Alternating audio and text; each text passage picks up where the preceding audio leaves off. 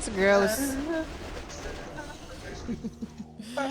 I wouldn't do that over a TV monitor or like any material thing. I wouldn't trade my health, my life for that. Because that's too much. Lining up for a week.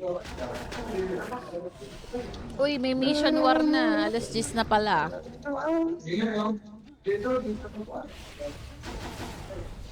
A tent, a sleeping bag. Oh my gosh. Have you done that before? Or never in your life?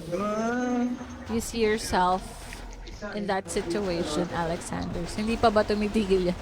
Uy, Bebe John Paul. Si John Paul yan. Grabe kayo, guys. Tropa nyo yan eh. Rar. Ayaw nga, baka bumagyo. May lakad pa kami sa Sunday.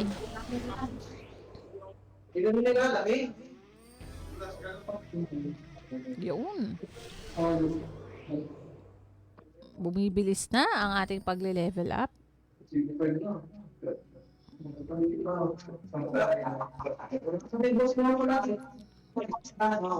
And okay, Boss Rodel, labas-labas tayo.